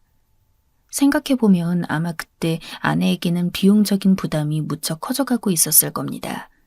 아내의 친정 역시 그리 잘 사는 편은 아니어서 저희한테 도움을 주실 수는 없었고 저희 부모님 역시 마찬가지였습니다. 도리어 저희 부모님은 저희한테서 도움을 받으셔야 하는 상황이었죠. 어머니의 병 역시 마찬가지여서 아내는 직장에 나가니 간병을 못하는 대신 자신이 비용을 대는 방식으로 하겠다고 했습니다. 아내가 비용을 대지 않으면 어머니의 수술이나 치료는 멈춰야 했어요. 이런 서민 집안에서 애초에 고시 공부를 하겠다고 나대는 게 아니었다.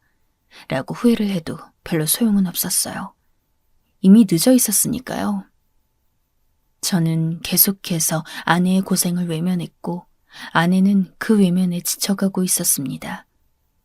그리고 아내의 퇴근 시간 역시 점차 더 늦어져 가고 있었어요. 아내는 집에 돌아와서 우연이라도 제 얼굴을 보면 고개를 돌리면서 어두운 표정이 되었죠. 아내는 새벽에 나가 거의 한밤중에 돌아오는 것이 하루 일과가 되어갔어요.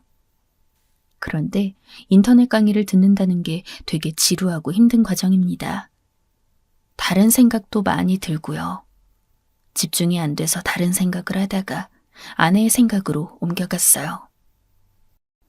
아내는 여전히 아름답고 미인이었습니다.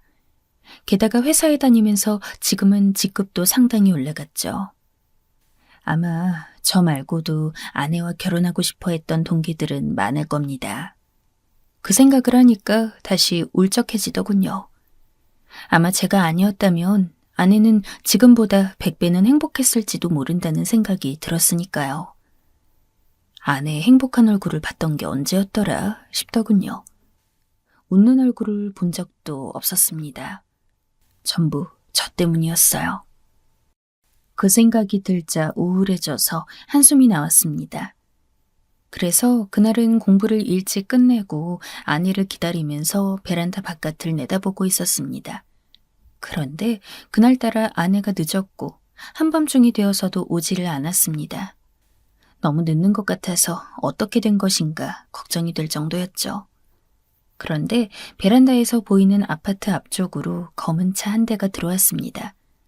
거기서 내리는 사람이 바로 아내더군요. 그런데 아내는 활짝 웃으면서 운전석 쪽에 아주 친근하게 인사를 하는 겁니다. 멀어서 잘 보이진 않았지만 머리가 짧은 사람인 것으로 보아 남자인 것 같았어요.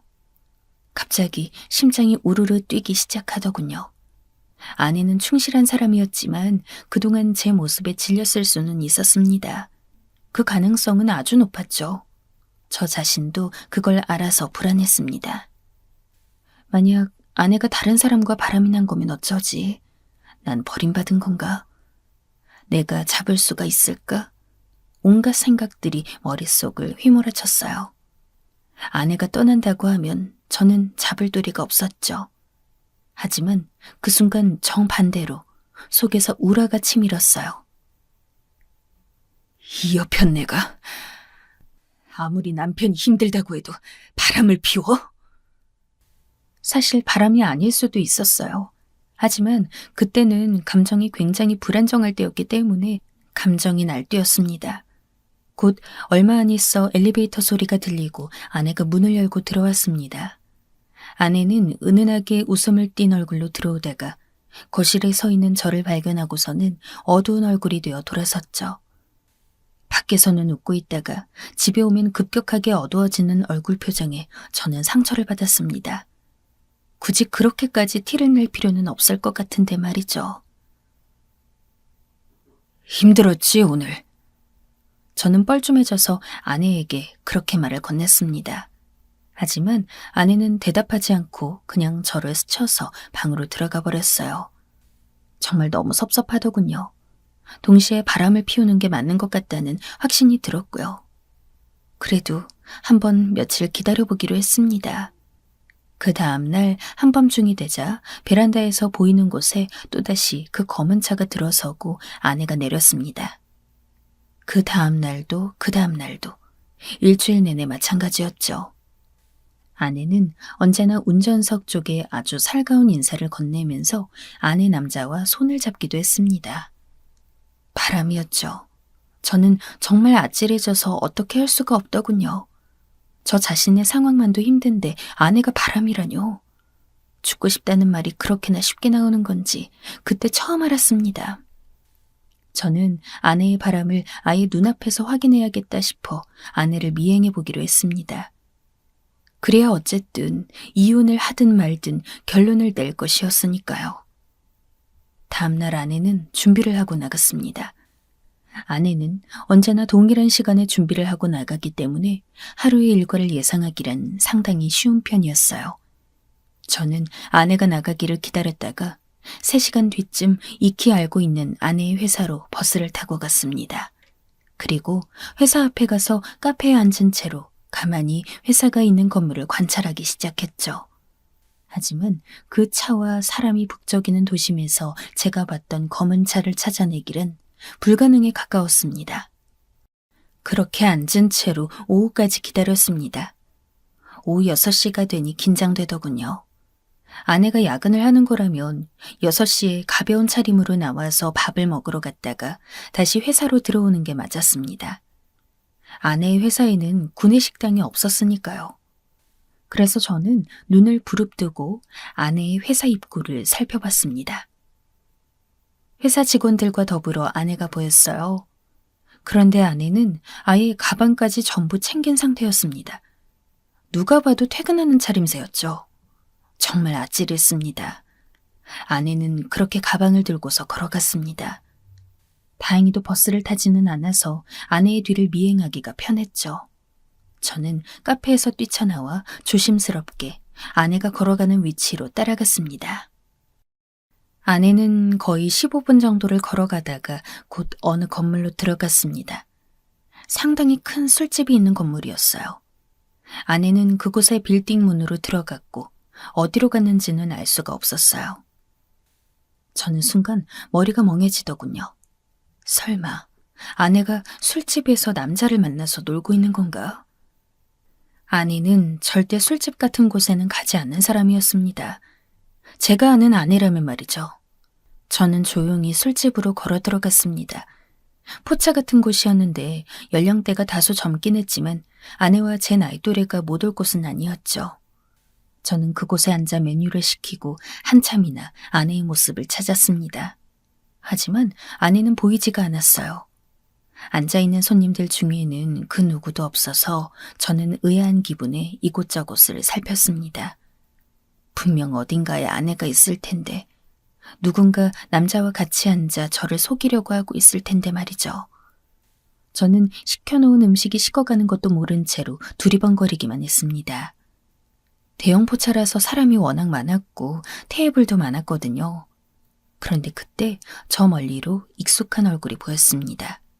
바로 아내였죠. 저는 순간 흠칫해서 일어났습니다. 아내는 평소와는 다르게 긴 머리를 틀어 올려 묶고서 방긋 웃으면서 누군가와 인사를 하고 있더군요. 저는 바로 저거다 싶어 얼른 쫓아갔습니다. 하지만 아내는 곧 술집의 문을 열고 나가더라고요. 저는 그 뒤를 쫓아가면서 소리를 질렀습니다. 여보. 아내는 놀란 얼굴로 절 돌아보았어요. 드디어 술집에 다니는 아내를, 남편을 속이고 남자를 만나고 오는 여자를 잡았다 싶어 아내의 손목을 잡아챘습니다. 아내는 무척 당황해서 얼굴이 붉어져 있었죠. 당신 대체 술집에 와서 뭐 하고 있는 거야? 누굴 만나고 있는 거냐고? 여보. 남자 만나서 바람 피울 거면 눈에 띄지 않게 해야 할 거 아니야? 전 고래고래 소리를 질렀습니다.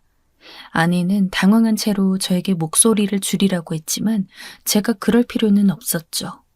저는 누구라도 나와보라는 것처럼 소리를 질렀는데 과연 술집에서 무슨 일인가 하며 사람들이 웅성거리면서 나오더라고요.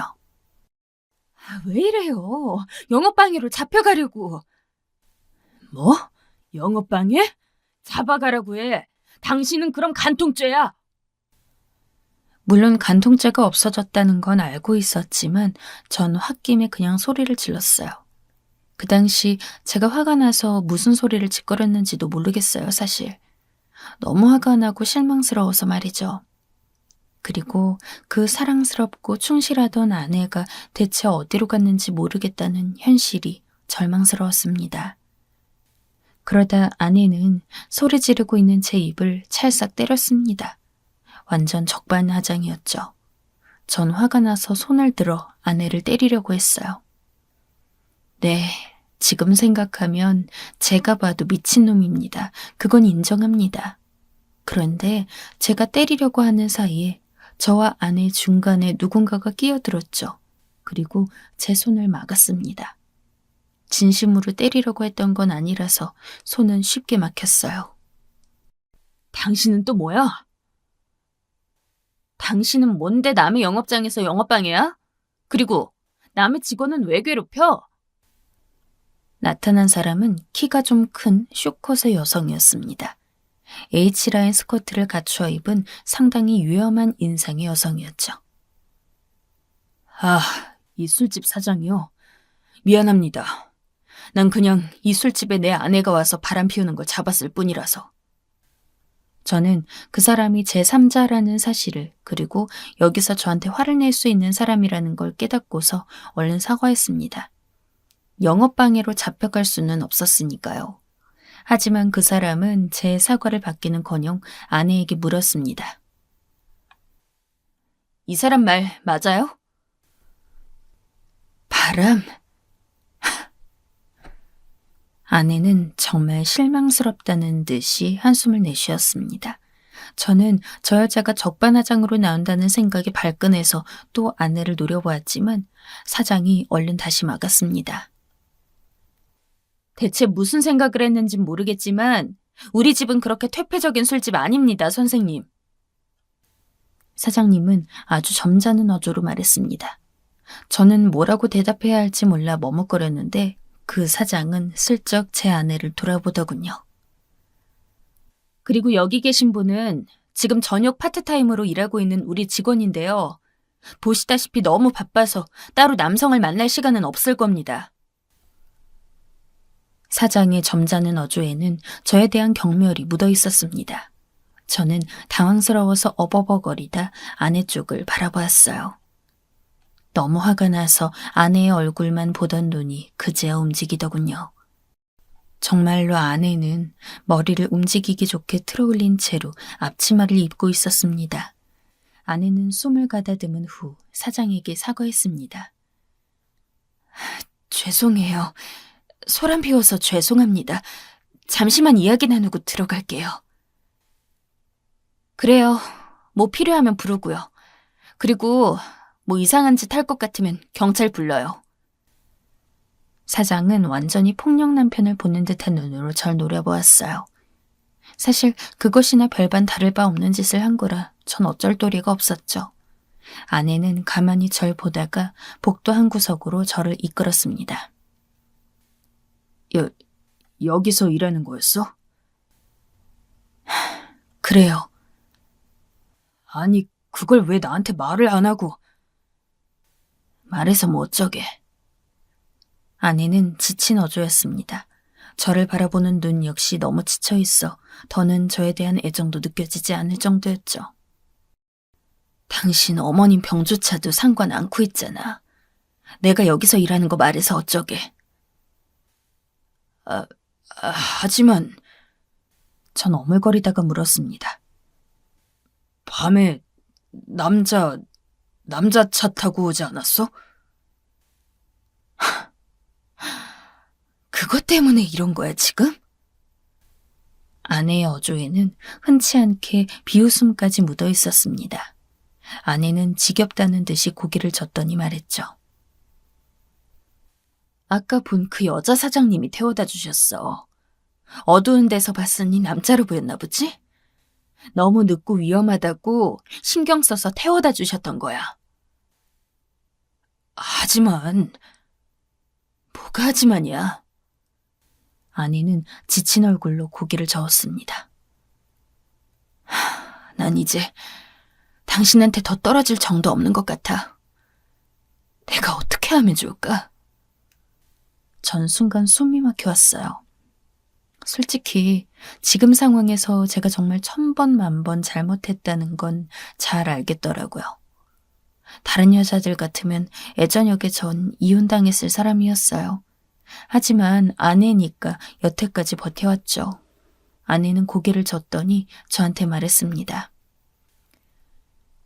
먼저 집에 가 있어요. 나 끝나고 갈 테니. 책임감이 참 강한 여자였죠. 저는 뭐라고 더 말도 못 붙이고 쫓겨나듯이 밖으로 나왔습니다. 저는 너무 면목이 없어서 바깥에서 기다렸습니다. 오래도록 기다린 후에 술집에 불이 꺼지고 그제서야 아내가 정리한 후 직원들과 함께 나오더군요. 아내는 제가 기다리고 있는 것에 눈길도 주지 않고 그냥 사장의 차에 탔습니다. 여보. 제가 황급하게 쫓아갔지만 사장은 저를 노려보면서 차 문을 잠가버렸죠. 마치 무슨 괴한한테서 아내를 보호라도 하는 것 같았습니다. 당신 그냥 집에 가 있어요. 난 지금 집에 들어갈 기분 아니니까. 기다린 보람도 없이 아내는 저를 뒤도 돌아보지 않고 떠나버렸습니다. 저는 정말 어떻게 사과해야 할지 알 수가 없어서 멍하니 떠나는 차 뒷꽁무니만 바라보고 있었죠.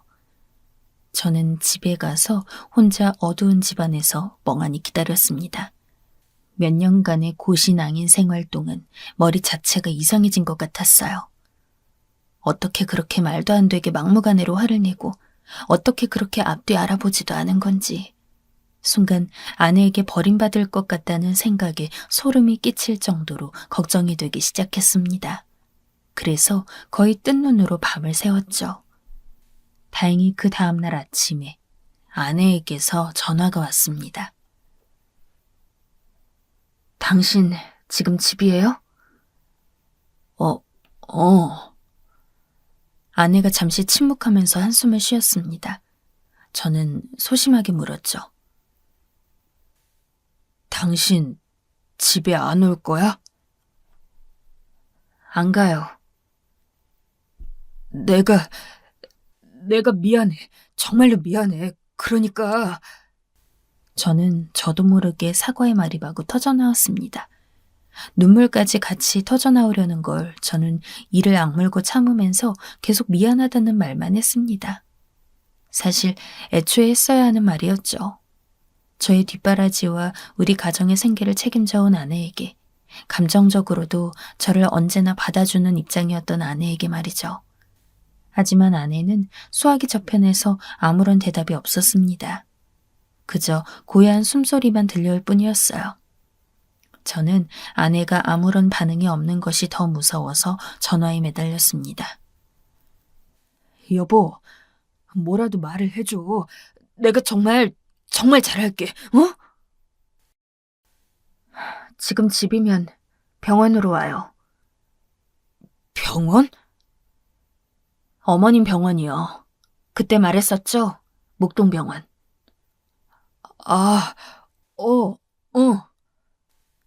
지금이요. 아내는 전화를 끊어버렸습니다.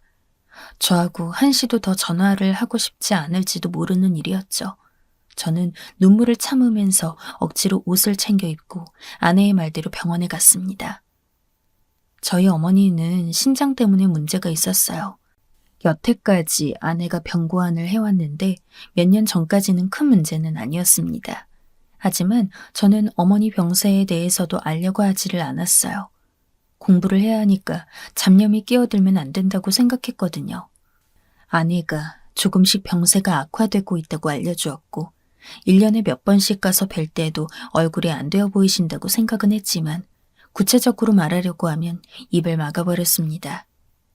저는 급하게 병원으로 가서 어머니가 계시는 곳으로 갔습니다.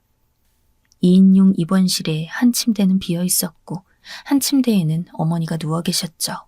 그리고 그 곁에 아내가 앉아 있었습니다. 어머, 아들, 왔니? 초췌한 안색의 어머니는 밝게 웃으셨어요. 이렇게 무심하고 무능력한 아들한테 그래도 얼굴 보니 좋다고 저렇게 웃어주시는 것이 너무 죄송스러웠죠. 저는 머쓱한 기분이 되어서 다가가서 어머니 손을 잡고 인사했어요. 제가 너무 오랜만에 왔죠? 괜찮으세요? 그럼 난 항상 괜찮다. 신경 쓰지 마렴.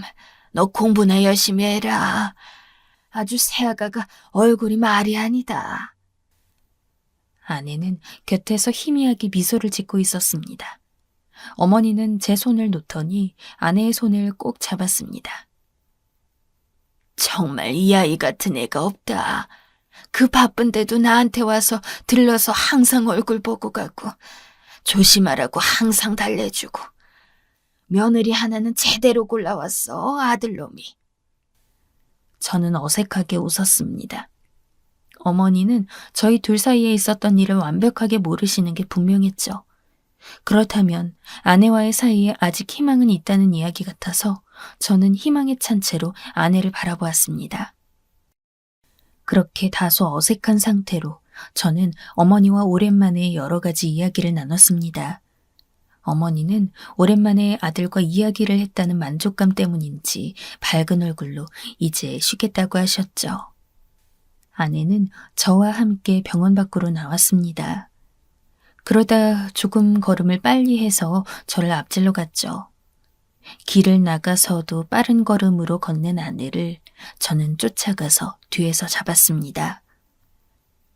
여보, 이야기 좀 해. 미안해. 정말 너무 미안해. 저는 아내의 얼굴을 보면서 사정하듯 말했어요. 아내는 물끄러미 저를 올려다보더군요. 그 메마르고 초췌한 얼굴에서는 감정을 찾아볼 수가 없었습니다. 당신 때문에 내 인생이 이렇게 됐어. 아내는 건조한 어조로 그렇게 말했어요. 그 말이 너무 사실이라서 저는 아니라고 할 수가 없어서 침을 삼켰죠. 사실 생각해보면 처음부터 끝까지 제 잘못이었습니다. 여기서 아내의 잘못은 아무것도 없었죠. 아내는 깊이 한숨을 쉬더니 눈을 감았습니다.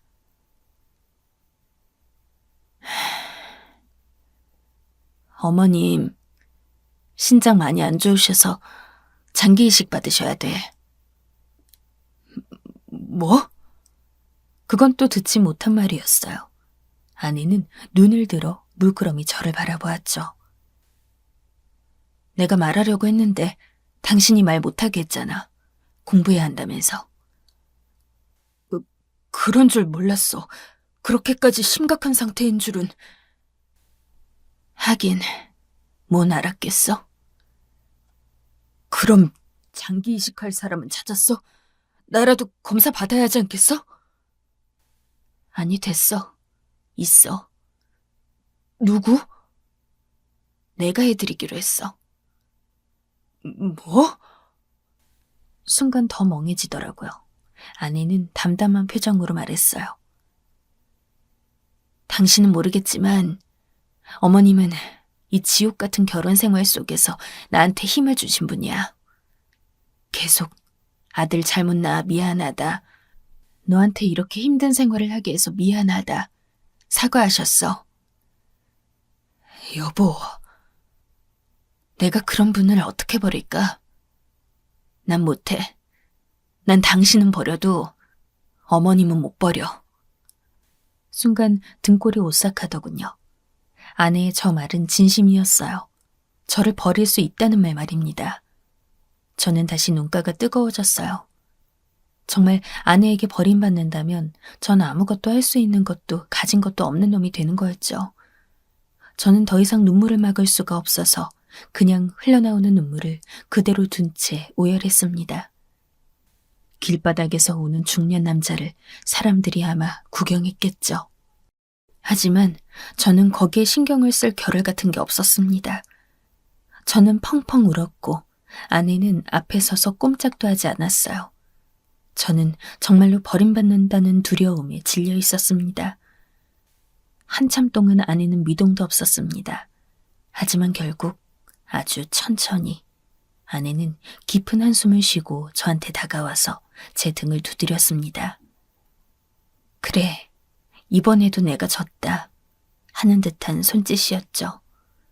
저는 그것이 너무 고마워서 그것이 제 인생의 마지막 기회라는 걸 알았어요. 저는 철철 울면서도 부끄러운 줄도 모른 채 아내를 끌어안았습니다. 아내는 그냥 한 번 더 한숨을 쉬고 저를 마주 안아주었죠. 그 후 저는 아내가 아닌 제가 신장 이식을 해드려야 한다고 주장했습니다. 다행히도 검사해보니 제 것이 맞아서 신장 이식을 해드리기로 했어요.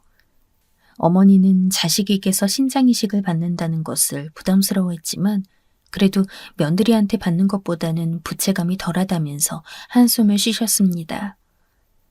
그동안 정말 아내가 혼자서 너무 열심히 어머니를 돌봐왔더군요. 시간이 나면 저희 아버지까지 들여다보면서요. 아내는 그 후로도 계속 어머니와 다정한 고부간으로 지냈습니다. 더 돈독해져 갔죠. 하지만 저와는 처음부터 다시 시작하는 기분이었습니다. 낯설고 어색한 사이, 그 사이를 대화와 시간으로 메꾸면서 천천히 다가가야 하는 사이가 되었죠. 그래도 그게 어딜까요? 완전히 아내가 떠나서 제가 쓰레기 같은 인생을 살게 되지 않았으니까요. 저는 그 후 시험을 포기하고 작은 기업의 신입 직원으로 들어갔습니다. 그래서 거기서 그리 크지 않은 월급을 받으면서도 성실하게 생활하고 있죠. 얼마 지나지 않아 아내는 다시 웃게 되었습니다. 그리고 저희는 나름대로 행복한 생활을 지속할 수 있게 되었어요. 아내가 바라던 것은 다름 아닌 이 작은 행복이었다는 사실을 저는 뒤늦게야 깨달았던 겁니다. 한번 주변에서 못 보고 지나치는 행복이 있지는 않은지 살펴보세요. 더 큰 무언가를 얻으려다가 가까이에서 얻을 수 있는 것을 놓치고 계시지는 않은지 말입니다. 저처럼 시간 낭비하지 않으시길 바라면서 이만 마치겠습니다.